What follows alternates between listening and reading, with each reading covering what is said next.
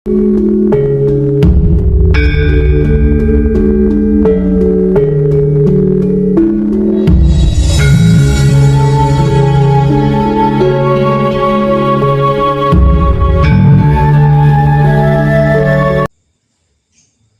semua orang yang datang menemui saya di sini itu sebelumnya pernah berguru,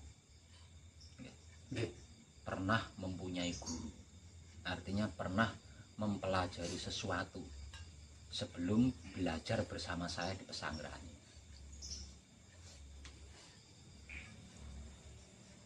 Hanya saja dikarenakan belum menemukan titik klimaknya, maka masih terjadi pencarian, kan seperti itu.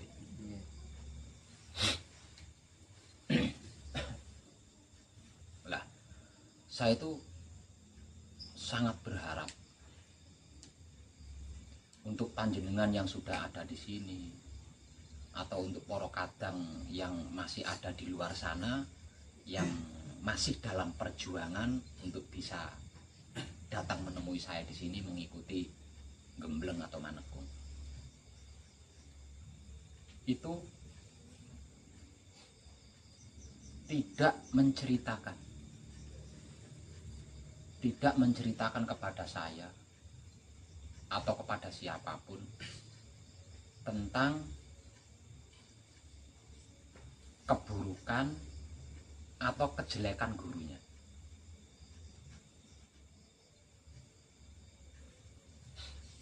Karena apa? Karena betapapun kekurangan seorang guru,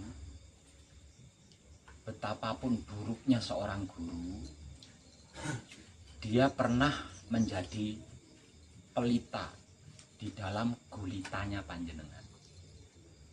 Artinya pernah memberitahu tentang sesuatu yang panjenengan awalnya belum mengerti, belum memahami. Pernah mengajarkan kebaikan kepada panjenengan. Ini terlepas dari guru panjenengan itu melakukan atau tidak. Yang pasti tidak ada seorang guru itu yang mengajari muridnya untuk melakukan keburukan. Seperti itu kan, Bang. Jadi saya sangat berharap kepada siapapun yang kesadarannya tergugah ingin ikut mengkaji dan mempraktekkan hidup atau wahyu pancagaib, menggunakan sifat dan sikapnya wahyu pancagaib itu sendiri, yaitu wahyu pancalaku, tidak sekali-kali menceritakan kekurangan atau keburukan gurunya sebelum ikut mengkaji dan mempraktekkan wahyu pancagaib bersama saya. Karena saya perhatikan, bisa saya katakan 99% itu semuanya pernah berguru, pernah belajar sebelumnya.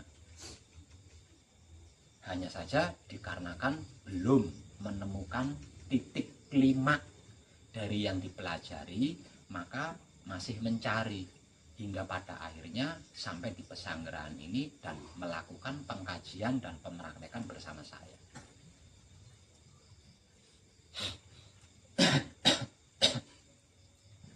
Kenapa saya mengharap siapapun panjenengan untuk tidak menceritakan kepada saya atau kepada siapapun tentang kekurangan dan keburukan seorang guru? Satu, betapapun kekurangan seorang guru dan keburukan seorang guru, dia pernah menjadi pelita di dalam gulita panjenengan, pernah menjadi penerang ketika panjenengan bingung, mengajari sesuatu yang awalnya panjenengan belum mengerti menjadi mengerti, mengajari sesuatu yang awalnya panjenengan belum paham jadi memahami.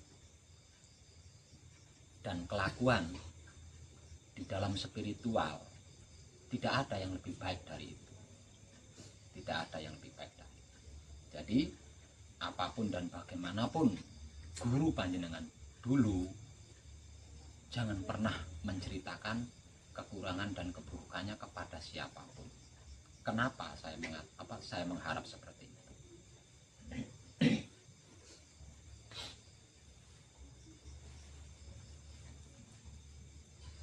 Jangankan kekurangan dan keburukan seorang guru, panjenengan menceritakan kekurangan dan keburukan tetangga panjenengan saja, itu karmanya mengerikan.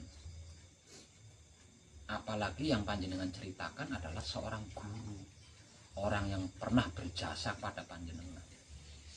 Artinya karmanya itu jauh lebih mengerikan lagi.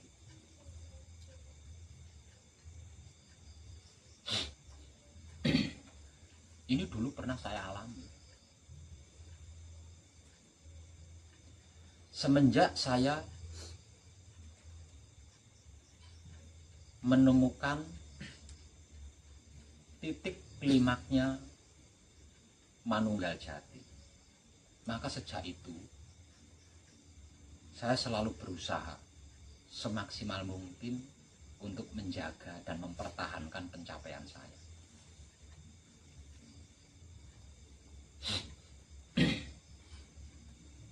Nah, sejak itu pula sampai sekarang, ini saya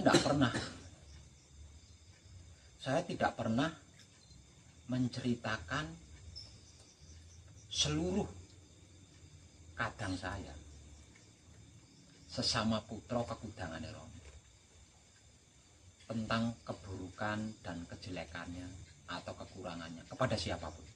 Enggak pernah. Saya tidak pernah menceritakan kekurangan atau keburukan atau kejelekan seluruh kadang saya, bahkan orang awam, yang artinya yang masih belum kadang saya. Ketika ada yang bertanya tentang kadang si A, maka saya akan menceritakan kebaikan-kebaikannya saja kepada seorang kadang yang bertanya tentang kadang si A. Tapi kalau tidak ditanya, saya tidak akan bercerita, entah itu kebaikannya apalagi keburukannya. Jadi yang saya ceritakan itu adalah kebaikan-kebaikannya ketika saya ditanya oleh seorang kadang tentang kadang si A. Dan saya rasa itu bukan suatu kejelekan kan, tapi dalam kenyataannya hampir di setiap saat itu keburukan saya diceritakan oleh orang lain.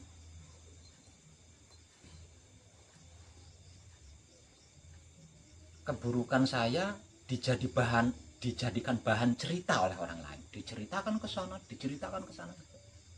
Padahal saya tidak pernah melakukan itu.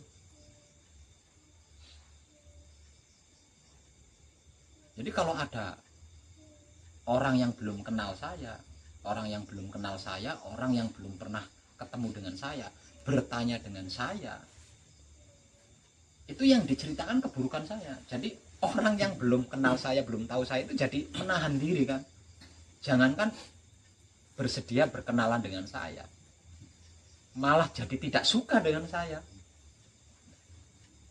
Itu hampir setiap saat saya alami. Artinya itu kan sebuah balasan. Padahal yang saya lakukan, saya menceritakan kebaikan seorang kadang ketika ditanya kan gitu. Tapi yang saya alami, yang saya panen, justru keburukan saya yang dijadikan bahan cerita oleh banyak orang. Hah? Ini loh. Nah, dari sini kan kita bisa mengambil kesimpulan bahwasanya menggunjing itu menceritakan sama dengan menggunjing ya. Ini terlepas dari cerita baik atau cerita buruk. Tapi kan bisa disebut sebagai menggunjing kan, atau menceritakan orang lain. Nah, dari sini kita bisa mengambil kesimpulan bahwasanya menceritakan orang lain, entah itu tentang kebaikan atau keburukan, itu enggak tepat. Itulah yang disebut luput. Nah, karena luput, karena enggak tepat, akhirnya meleset dari sasaran. Lakunya itu meleset dari sasaran karena tidak tepat. karena luput.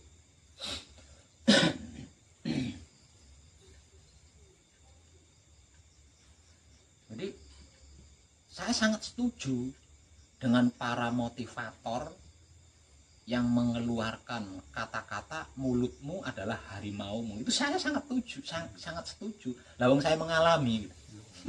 Saya mengalami. Jadi 8 jenengan jangan sampai mengalami gitu. Jangan sampai mengalami. Makanya berusahalah untuk tidak menceritakan siapapun. Apalagi dia adalah guru panjenengan.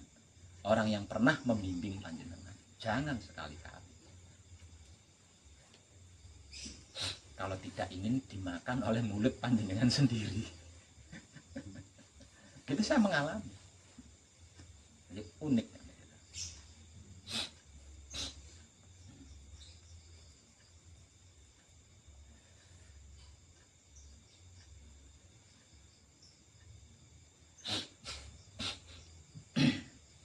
Lebih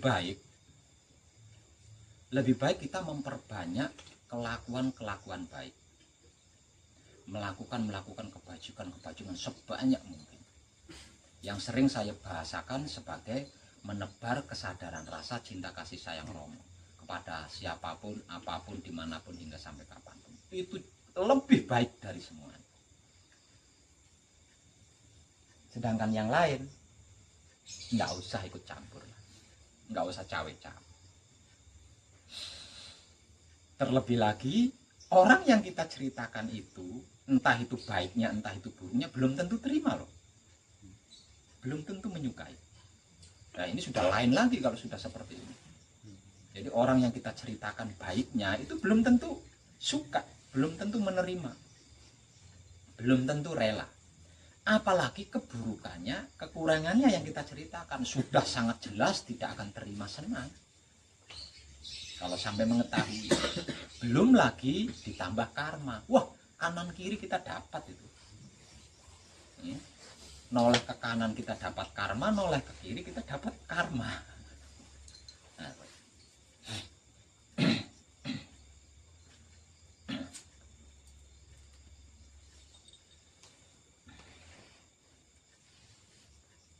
Nah terus lagi,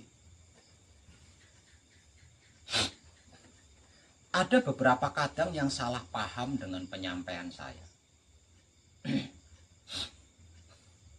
Ketika ada sebuah pertanyaan, nah kalau saya difitnah seseorang bagaimana Pak? Hadapi dengan wahyu pancalaku. Itu jawaban saya. Ketika ada seseorang kadang bertanya, kalau saya difitnah orang bagaimana Pak? Apakah saya harus diam? Bukan diam. Wahyu pancalaku. Wahyu pancalaku itu kan bukan diam. Kalau diam itu bukan wahyu pancalaku, beda lagi ya. Wahyu pancalaku dengan diam ini beda. Nah kalau wahyu pancalaku sudah jelas-jelas ada kata laku kan. Nah kalau diam nggak ada laku di situ. Artinya terlepas dari rasa atau perasaan, terlepas dari kesadaran atau tidak sadar, ada proses di dalam laku itu. Artinya ada perbuatan, ada kelakuan gitu, ada tindakan. Pancalaku berarti ya kita bertindak. Bertindak apa? Bertindak pasrah kepada Romo, bertindak menerima keputusan Romo, bertindak mempersilahkan kuasa Romo. Itu tindakan kita di dalam wahyu pancalaku. Nah kalau diam beda lagi, diam nggak ada tindakan. Nah ini banyak, ada beberapa, bukan banyak ya, ada beberapa kadang yang salah paham gitu. Pak Beb, ketika saya difitnah oleh seseorang, apakah saya harus diam, harus ngalah? Bukan diam, bukan ngalah, tapi berwahyu pancalaku. Terapkan wahyu pancalakunya ketika ada yang mengfitnah kita. Nah terus kalau ada orang yang membuli kita, yang mengadu domba kita, yang menghina kita, apakah kita harus sabar tetap diam? Bukan sabar, bukan diam, tapi terapkanlah wahyu pancalaku. Terus saya tambahi kata-kata terakhirnya, lalu perhatikan apa yang terjadi. Ketika ada yang memfitnah kita, terapkan wahyu pancalaku. Setelah menerapkan wahyu pancalaku, lalu perhatikan apa yang terjadi. Nah, di sini salah paham orang-orang. Pak Web, ketika kemarin saya difitnah oleh seseorang, dan ketika saya difitnah itu saya sakit, Pak Web. Nah, rasa sakitnya difitnah itu saya nikmati dengan kesadaran rasa cinta kasih sayang Romo yang saya bungkus dengan wahyu pancalaku. Lalu saya perhatikan, kok orang yang memfitnah saya enjoy saja, Pak Web, kok tidak celaka? Nah, ini salah paham di sini. Nah, saya paham. Dikiranya wahyu pancalaku itu untuk mencelakai orang. Ya, untuk mencelakai orang, untuk membalas dendam dianggapnya. Ini salah kaprah ini. Tidak seperti itu.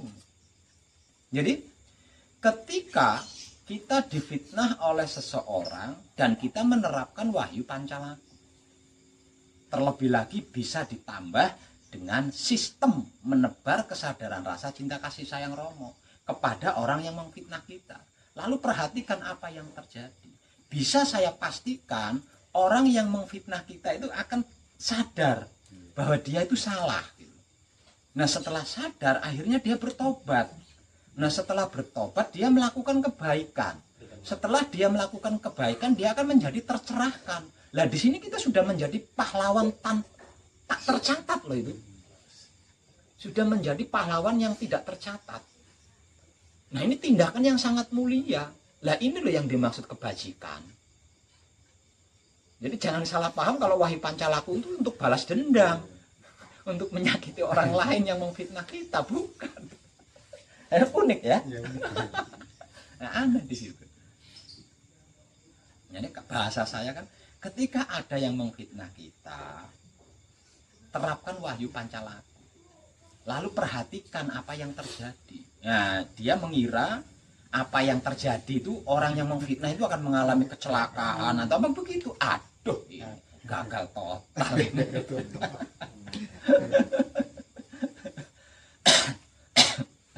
Nah, seperti itu. Nah, terus lagi, bagaimana kalau ketika ada yang pagi-pagi nagih hutang, Pak Web? Orangnya marah, begini, apakah saya harus mengucapkan terima kasih? Diam. Bukan mengucapkan terima kasih, diam. Terapkan wahyu pancalaku. Lalu perhatikan apa yang terjadi. Ada yang mempraktekkan.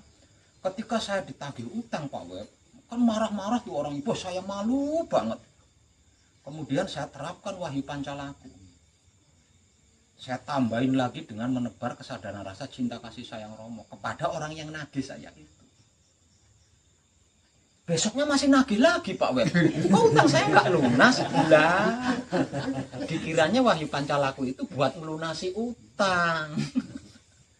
Ini salah kaprah di sini. Ini salah kaprah di sini.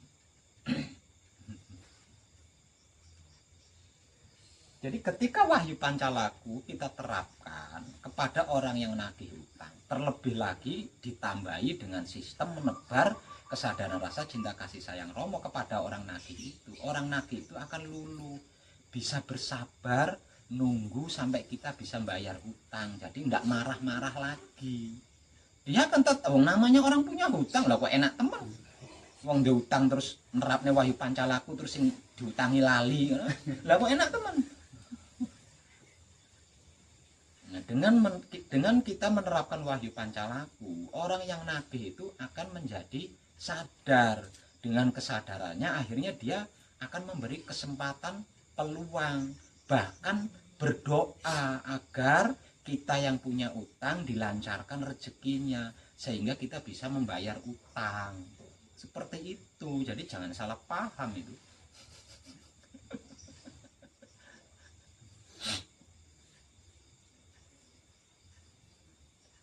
Lah, kelakuan-kelakuan ini kalau harus disejarahkan, itu loh yang namanya pahlawan. Pahlawan tanpa jasa, pahlawan tanpa titel.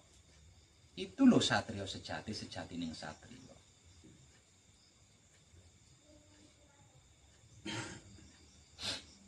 Itu loh kebajikan. Itu loh kebaikan yang saya maksud. Itu loh yang saya maksud menebar kesadaran rasa cinta kasih sayang Romo kepada siapapun, apapun, dimanapun, hingga sampai kapanpun. Itu caranya seperti itu.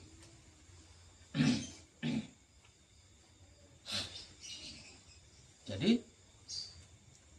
bukan berarti ketika kita mencintai orang yang membenci kita, terus orang yang membenci kita itu ketabrak mobil, itu bukan seperti itu. Ketika kita mengasihi seseorang yang menghina kita, terus yang menghina kita itu terus jatuh, itu enggak seperti itu.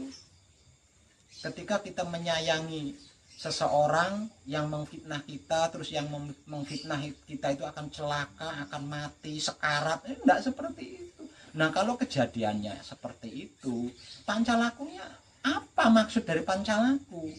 Lawong inti saripatinya Wahyu Pancalaku adalah menebar cinta kasih sayang. Itu kan inti saripatinya Wahyu Pancalaku.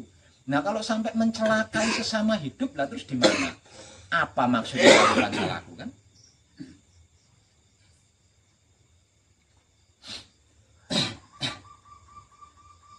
Nah, seperti itu.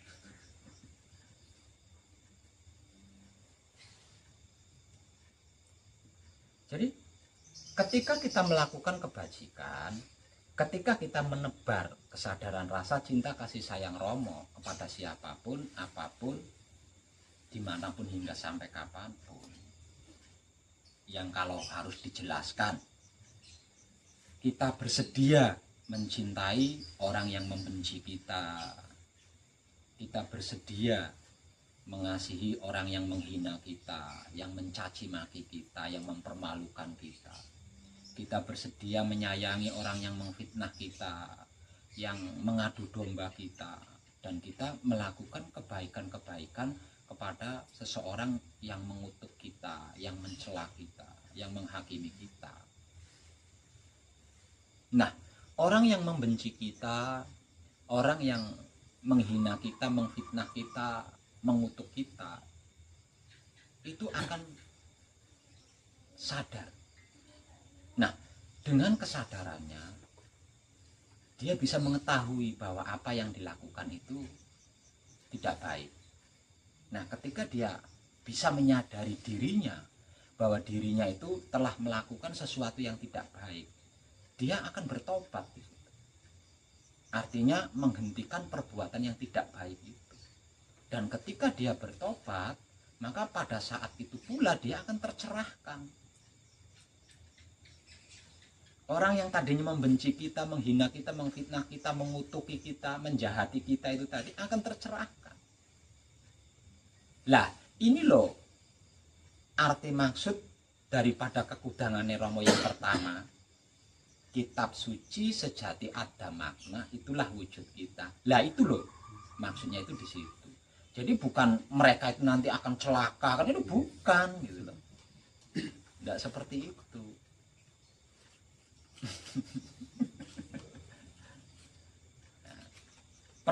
Lalu perhatikan apa yang terjadi. Maksud saya itu seperti itu.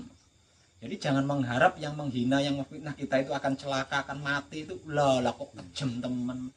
Wong Tuhan aja ndak seperti itu kok, masa kita seperti itu. Nah, kalau seperti itu, lagi pula kalau seperti itu, lalu inti saripatinya Wahyu Pancalaku itu di mana? Ya? Lawang tubuh kita didesain atau dirancang sebagai kitab suci sejati ada makna bagi sesama makhluk itu. Ucapan kita, kata-kata kita didesain, dirancang menjadi wulangre sejati bagi sesama makhluk itu. Sedangkan tingkah laku kita didesain, dirancang sebagai berbudi bawa laksono bagi sesama makhluk itu. Lah kok mencelakai orang itu, lah terus piye? Mengharap orang lain hancur, lah terus gimana itu? Ya enggak ketemu ujung pangkalnya. Enggak ketemu.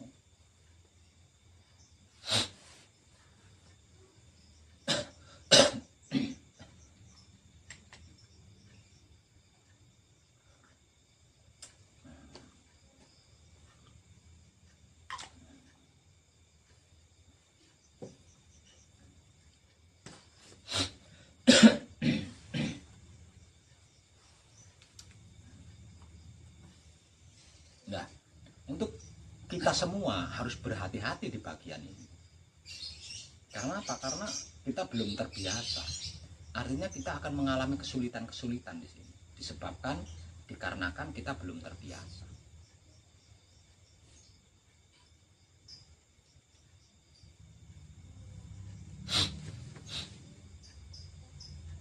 Jadi mulut kita itu gambarannya adalah bumi. Jangan main-main dengan bumi. Bumi itu bisa menghidupi, bisa mematikan. Artinya jangan main-main dengan mulut kita. Di dalam mulut kita ada saudara kita Supia. Nah, saudara kita Supia itu yang bau rekso seluruh bumi. Sari-sarinya bumi. Nah, jangan main-main. Kepleset sedikit lidahnya, celaka kita.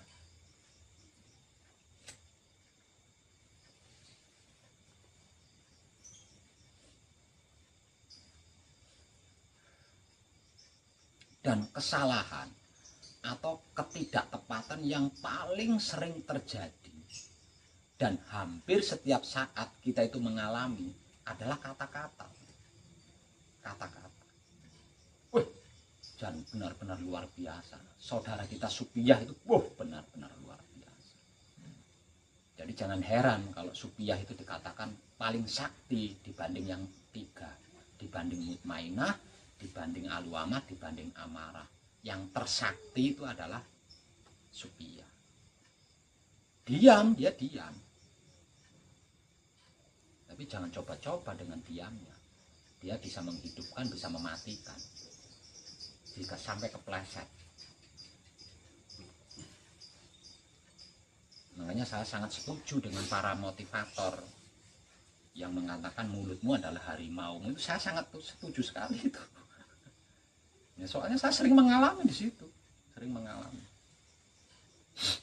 Makanya saya bisa bicara.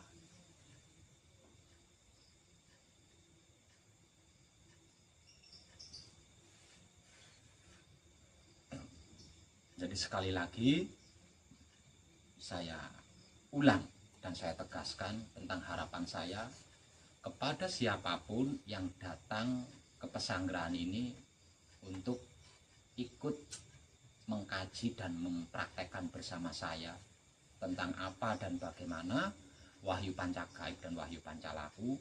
Jangan sekali-kali menceritakan kepada saya tentang kekurangan dan keburukan guru panjenengan sebelumnya. Karena itu, selain akan mempersulit diri panjenengan sendiri ketika berspiritual, juga bisa mencelakai jiwa raga panjenengan.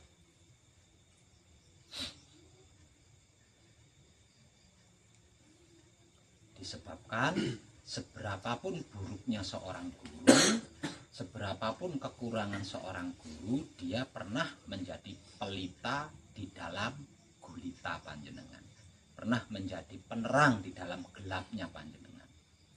Disebabkan dia pernah memberitahukan tentang sesuatu yang awalnya panjenengan belum mengerti jadi mengerti, yang awalnya belum memahami jadi memahami.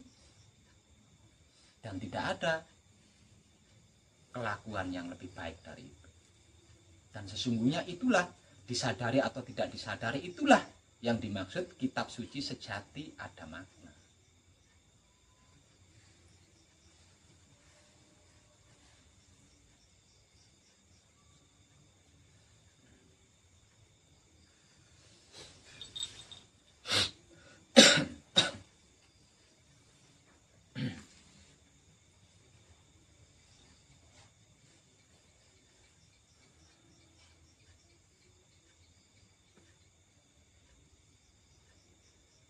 Di dalam gembleng, pernah nggak panjenengan menyadari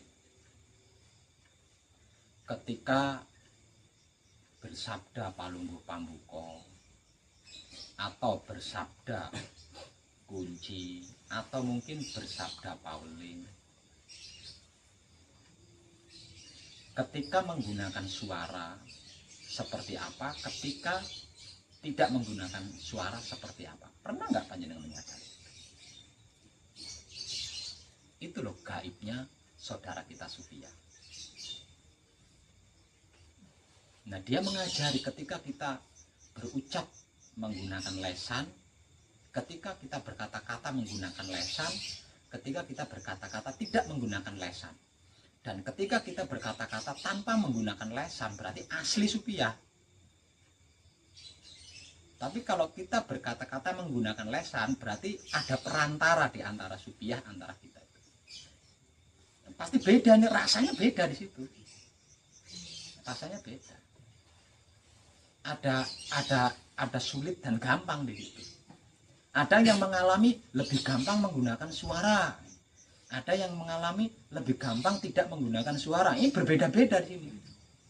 Ya, jadi ranahnya beda-beda. Ya, jadi seberapa bergantung dari seberapa kita berhati-hatinya kepada saudara kita Sufia. Itu bergantung.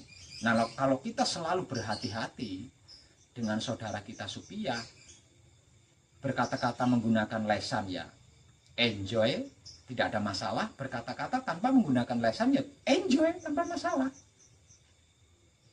Nah, kalau ketika kita berkata-kata antara menggunakan lesan atau tidak menggunakan lesan, di situ ada perbedaan. Berarti kita belum hati-hati dengan saudara kita Sufia.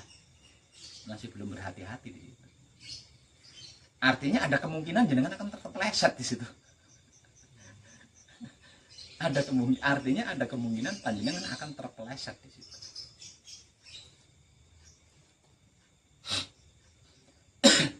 Jadi tingkatkan kehati-hatian panjenengan kepada saudara kita Sufia. Sufia adalah inti sarinya bumi, sang penguasa bumi. Kalau dalam bahasa spiritual kunonya disebut sebagai dewa bumi atau dewi bumi.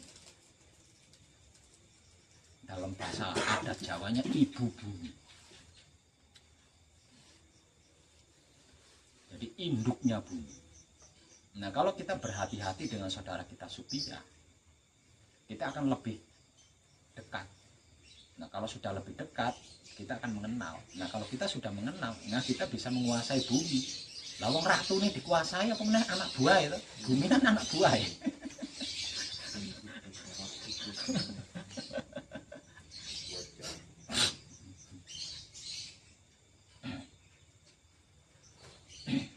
Lah caranya berhati-hati kepada saudara kita Sufia bagaimana Pak Web?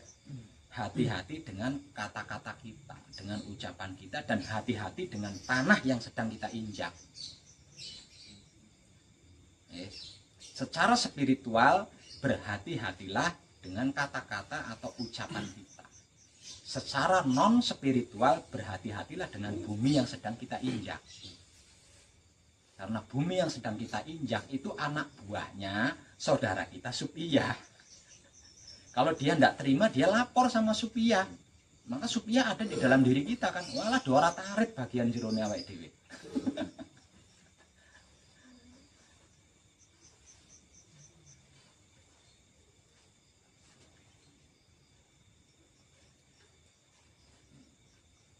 Jadi di antara 4 saudara kita, tersakti dan terengalah itu adalah Sufia.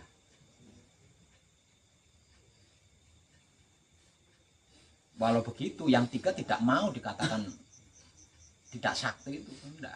Tetap rebutan, saya yang lebih sakti, saya yang lebih sakti.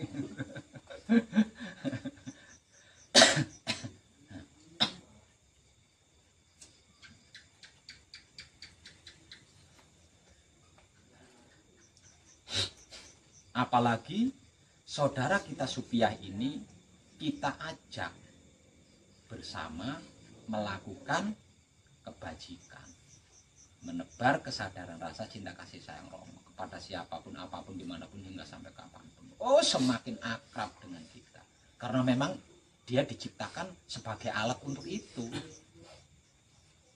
Ya makanya walaupun kita beolin, kita berakin, dia tetap menumbuhkan tumbuhan yang kita tanam. Itu loh tanah. Betapapun kita ludahi, dibeoli, ya kan, dikentutin, diinjek-injek setiap hari. Dia tidak akan pernah berhenti. Ketika kita menjatuhkan benih, dia akan menumbuhkan benih.